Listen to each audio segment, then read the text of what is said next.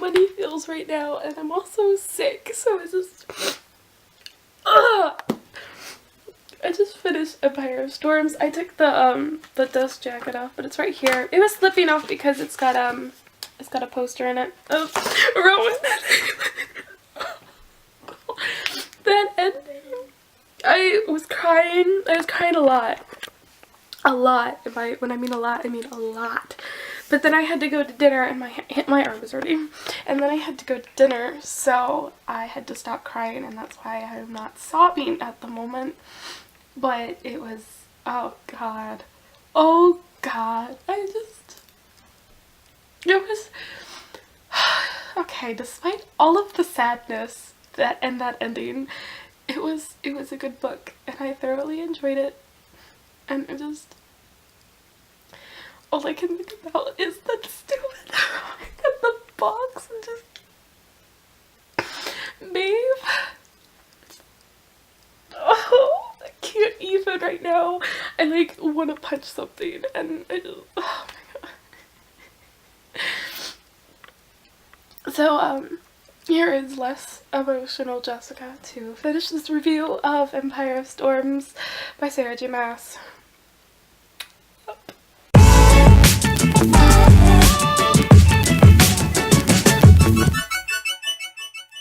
Alright, hey you guys, it's me Jessica, and today I'm going to be reviewing Empire of Storms by Sarah J. Maas. Yes. Okay, sorry about the demonic noise there, but here we go. Alright, so, overview. Basically, just read the Throne of Glass series, you guys. Like, if you haven't read the Throne of Glass already, what is your problem? The series is amazing. I love it so much. I apologize for it taking me so long to read this series because it's so good. Oh my gosh. So yes, please read this. Read this. A lot of stuff happens. Like, it looks very small. A Court of Mist and Fury is larger than this book. Physically it's larger than this book, but actually there are more pages in this book than there are in A Court of Mist and Fury. Anyway, moving on, just please read this book, read the Throne of Glass series. I highly recommend it. It's amazing. I give this book a 5 out of 5 stars, despite how emotionally crushing it was. Ha! Yeah. Okay. Spoilers. Okay. Let's get started. Alright, I just really want to talk about the ending. I really just want to get the ending out of the way so we can continue on. We can continue on where I can talk about all the ships in this book because there are so many. So let's start off with the ending. It's been almost a week since I've read this book. I literally still just like, this will happen. This literally will happen right here. Watch it. That ending. No. So that happens, and I'll be in school and I'll just be like suddenly sad because I think about how that ended and how I have to wait a whole year for the next book because that stupid Chaol book. Why? We literally went this book. We said Chaol's name like 3 times in this book or something, and I was perfectly fine with that. And now I have to wait a whole entire flippin' year until the next one where Aelin is stuck in a freaking iron box and iron chains and the freaking iron mask. Like, this is not Man in the Iron Mask. No, this is Aelin in the Iron Mask, and everyone is crying. So yeah, that's the ending. And when Rowan! Ah! He's like, where is my wife? My heart just cracked, and I was in tears, and I was like, okay, everything's gonna be fine, you know, like in the next book we'll get Aelin, everything's gonna be good. And then he said, where is my wife? And like just a new wave of tears settled in, and I was like, no! And it's just, and everyone's like, I'll go and help, and Manon's like, I'm gonna go get an army of Quotians because, oh my god, I died. I was literally like dying, and there were just like screams coming out of my room. Like, I swear my family thought I was being murdered because I was screaming so much. stupid Maeve, Queen Maeve, and I feel so bad for Fenry, I think is his name. Fenry. I feel bad for Fenry because his punishment is to still have the blood oath. And like Lorcan's free and Gabriel's free. They might not have their honor, but like they're free. So I just, the ending and how like Lorcan and Eadlide are now not together, and I was like shipping that so hard, and now she's just like ignoring him and he's just like all sad about it. I'm like, oh, you poor puppy, you poor baby. The ending, oh man, getting Aelin back is going to be very difficult. And like when they're all on the beach and they're all like mourning her loss, like not that she's dead, but just like that she's gone, and like Aedian's pissed, and like they kind of unravel what Aelin was gonna do, how like she was going to sacrifice herself for the Locke, and how Lysandra was going to replace her, and how Aedion and Lysandra were gonna have kids in order to keep the ruse, and like Rowan, all these people, you know, the silent assassins come, and all these other people, and I'm just like, Aelin, why you do this to me? Like, why? Okay, let us continue on. Let's start from the beginning. This book is so, like, infuriating, but it gives you enough of what you want to where it's not, like, as infuriating.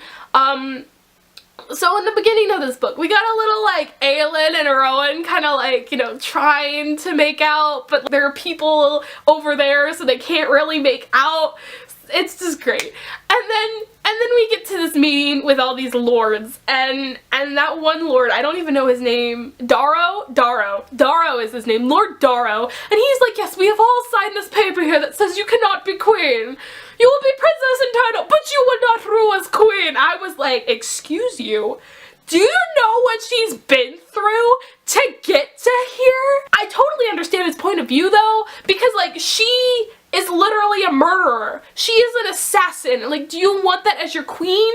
But like she has gone through so much character development that like we as the readers know that she deserves to be queen. You gotta like take yourself out of the situation and be like, but she's an assassin, she's a murderer. How are you supposed to justify her being queen?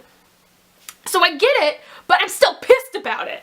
And then we've got this whole Locke thing that's introduced by Brennan. Brennan is all like, you must find the Locke. And I was like, what? We're in the middle of a war and you're all like, find this Locke. And I'm like, no! We are going to go and we're gonna go save baby Dorian, and everything's just gonna be chill for a little while because that's what we need. And then we go to Dorian. Baby Dorian is feeling a little lonely. I feel really bad that they just left him there at the end of Queen of Shadows. I was like, don't leave Dorian there. Dorian is without Chaol. He's out with anyone he trusts because like all of Chaol's people, all Chaol's like personal soldiers that he trained and that were his friends are dead. Like you're leaving Dorian all alone, and I felt really sad for him. And then the Iron Teeth witches attack. And Manon kills a Yellowleg witch to save Dorian. Which, thank you, Manon. I ship it. Oh my gosh! And then Rowan shows up, and like Rowan is tired and he's like trying to save Dorian, and like everyone in this book is always so tired. Like everyone with his magic is always so tired because they're always using their magic to try and save each other and to try and like get allies, and I feel really bad for these magic wielders because they're screwed. Like This book is really a book that you need to read, The Assassin's Blade, because we go back to Skull Bay, and like going back to Skull Bay was great, and you're like, oh my god, I remember reading about how she basically destroyed the whole town, and then Ansel comes in, and you're like, oh my god, that's Ansel from the Red Desert. I mean, from the desert. And then like the Silent Assassin come in, and you're like, oh, I remember them too. And it's just like so much comes in. Can we move on to my ships? Can we move on to the ships, please? So I want to start with Lysandra and Aedion, because like, they didn't kiss. They didn't kiss, and I really needed them to kiss. And Grace, you led me on to think that they did kiss, and they didn't kiss. And like, they're kind of split right now because Aedion's pissed at Lysandra, and it's just, why? But I thought it was adorable. I loved the part, like, literally my heart melted when Aedion was like, all the guys in the town say they want to marry you, but I'm gonna marry you. And he's like, I don't care how long it takes. One day I will marry you. And I was like, yes. Yes. Please. I was happy with that. I love it so much. And like, he's given Lysandra space because he knows what she's been through, you know? She knows that she was, you know, this escort. He knows this kind of life that she's led. And also, Aedion's bisexual, so go for like the LGBTQ plus thing in there. Aedion's bisexual. Attraction is attraction. I love that line. And I love that that's in there. You know, I wouldn't be surprised if Aelin was bisexual. That would not surprise me whatsoever. Oh my gosh, imagine Aelin and Lysandra getting together. Talk about Elide and Lorcan, because I ship that so much. Like, you have no idea how much I ship it. Like, I ship it more than Lysandra and Aedion, because like, Elide, even though she's got a limp, she looks like fragile and stuff like that, and she's beautiful. She ain't taken any of Lorcan's crap, which is fantastic. I love it so much. My heart literally melted when he ripped up his shirt so she could have pads for her period. That was great. Can we just like, Lorcan, you have set the bar high. When her uncle tried to take her, I was like, I knew Lorcan wasn't gonna leave her. And I was just like, she kicked some serious booty, and I loved it. And I loved how Eadlin's like, yeah, he's hot, but like, he's insufferable, and I hate him. And like, Lorcan's like, yeah, she's pretty, but like, she's insufferable, and I hate her. And I love the trope, I love the cliche, where like, both of them hate each other. I love it so much. It's like my favorite trope ever. It's my favorite. I love it. When they finally got together, I was really happy, and like, it was her first kiss, and it was her first time that she's ever like felt that way for someone else, and it made me really happy. And I love how she like cared about Manon, and I loved how, you know, she was like, this is my mission, and I'm gonna cross whatever land I have to cross to complete it. And it made me so happy. And when everyone was reunited, when Elide and Aedion and Manon and Aelin, and they were all there, and they all saw each other, I was just like, yes! Yes! And Aelin and Aedion literally fell to their knees before her and were like, oh my god, it's you, and we are so happy to have you in our court. And like, we don't care if you don't have any abilities, we don't care if you're limping, you are in our court now, and we are so happy to have you. And just that acceptance made me so happy. It made me so happy. And it's one of the reasons I gave this book a 5 out of 5 stars. Like, the situations and like the acceptance and the realization that you have been through so much to do so many things or to meet this person is just so great, and I love how it's in there. This book is so much about like acceptance and about like fighting till the last, like to the bitter end, and standing as a team, standing as a group, standing as a family, even if you aren't blood related. And I love that so much about this book, and I'm like, I feel like I want to start crying, but I'm not gonna cry. I'm not gonna cry. No tears. No tears. But I loved it so much, and Lorcan is now being redeemed in my eyes, because I hated him in Queen of Shadows, but now I'm like, Lorcan, as long as you have Elide, I'm good. I'm good. Alright, so the next ship is Manon and Dorian. Like, yes, please. Oh my god, I love Manon and Dorian. Dorian is like very, oh my gosh, this book is not PG, you guys. Which Manon and Dorian, I love Dorian, how he's all like, when he does start making moves, on Manon, and like Aelin is questioning him. She's like, did you come to that decision before, during, or after you visited her last night? And I was like, oh damn. And then he's just like, you like immortals, why can't I? And I was like, oh damn. But he's just so chill about it. I love it so much. And like, like at the end when he goes with Manon to go, you know, find the last word key and to find the Crochan army. I just, like, can we not have Aelin or Dorian die? Like, you know, Dorian's got another brother. We can just use him as the way to make the lock. Loophole. We don't care about him. That sexy scene, the sex scene with Manon and Dorian, man. Jeez.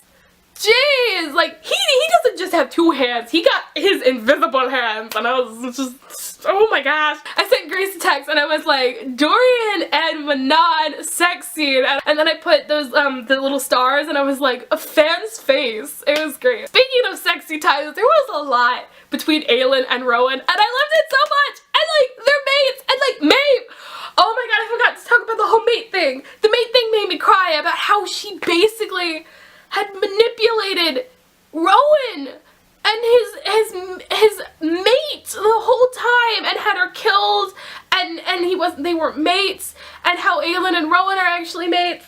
Like, I cried. That was like when I burst into tears was then, and it was like that mother trucker. How could you do this to someone? Like, it's not just because it's Rowan and I have emotional attachment to Rowan. It's just because, like, how could you manipulate a person to do that? Manon. Let's talk about Manon and her grandmother and how she tried the trial. She comes home to the trial and it's just ridiculous, and and then they were saying they were gonna call it Astrid. I was just so upset about that because I love her second. I love her, like, her story is very sad, but it makes her more human, and I love it so much. And then that reveal that Manon is the last Crochan queen, like, she is of that bloodline. Mind blown. I had to close the book and be like, what? Oh my gosh, she's half Crochan, like, half Crochan. Oh my goodness, I'm so excited to see where that goes, and especially at the end where Manon is like, I'm gonna get an army of them, and I was like, yes, you go girl, you do that, and I'm so excited. I'm so excited. I can't wait. I really want the next book. This book was such a great, like, build up for so many things, and it answered a lot of questions, and it strengthened relationship. It really, like, emphasized on how great Aelin's court is, just how well they work together and everything, and I'm just so excited. I'm so excited to read and to keep going, and I love Eadlyn, and I want Eadlyn and Lorcan to get their issues with each other, you know, get to fixed up, Lysandra and Edeon, and how they're staying over and they're going to Terrasen, and they're going to get an army ready, so when Aelin is there and she is back, the real one, she can take over, and just everything is going to be great. I'm so excited. Now, there wasn't a lot of Erwin. There was those Ilkin. Those Ilkin were so creepy, and that moment, that part where Aelin and her court and everyone there's like 500 coming, and it's just like, let's see, 1, 2, 3, 4, 5, 6. There's like 6 of them. Well, 6. There's 8 of them, and there's 500. It's 8 to 500, and you're like, how are they gonna do this? And just that scene where Aelin just unleashes herself, and then Lorcan and Eadlyn, they're there. He's like protecting Eadlyn against the fire, and they're all the Elkin are dying, and it's like, they killed 500 Ilkin. 500. There's 8 of them, and they killed 500 of them. It's like, those numbers are so, like, it's so good. It's so good. And then when Dorian figures out the riddle, you know, the iron and the fire, and it goes through the mirror, and like, he's like, you guys gotta do this. Like, it's important. You guys gotta do it. And then so they go in, and then everyone's like, what the heck? We kind of need them. And you just did that. And Dorian's like, see, whoops. Oh, it's so funny. And Lysandra, when Lysandra became the sea dragon, I was so excited because I knew it was building up. Like, she was looking at the floor and I'm like, she's gonna become a sea dragon. Especially when these like people, I forgot what they're called, they start with an M. These people, they worked with them and all this stuff, and I'm just so excited. I'm so excited. I was so happy when she turned into a sea dragon, and then this part where the sea worms came after her, and like it was the kids and then the adults came, and then Dorian kills one of them, and then Edion does with a shot, and then oh my gosh, Edion and his father Gavriel, their relationship, I really hope that grows and that builds, and like Edion helps his dad reclaim like his honor within himself, not just like in the Fae community, because I feel like that needs to happen, because Gavriel is that kind of guy where his honor, his pride is something that he cherishes. So I hope Edion can help him out, especially since he's been considered the whore of Terrasen. So I'm so excited. I'm so excited to see where this goes and just how it builds. And this world is so carefully crafted, and there's so much character development, and like you don't know where the plot goes. Like sometimes in certain books, especially with like the first book, Throne of Glass, you know that the whole plot is going to be, well, like the majority of the plot is going to be about the championship, about the games that happen, and a lot of plots do that, but mostly it's the first book because it helps, like, it helps the reader because they know what to expect. But now, like, I have no clue what to expect. I have no clue what's going to happen, and I'm so excited, and I know for sure Maeve knows that they're coming back for her. They're going after her to get Aelin back, and I'm so excited to see where this goes. Can we talk about Elena? That whole first chapter, like the first chapter, where Elena uses the lock to lock in Arrowin, and then all these gods show up and they're like, you just screwed everything up, and all of this stuff. I was so upset. You have no idea how upset I was. I was like, this whole situation, it could have been like just avoided if it wasn't for Elena being stupid and like not asking her father questions, or like not trusting her father, who is a lot stronger than she is. And like, oh my gosh, Elena, why did you do this?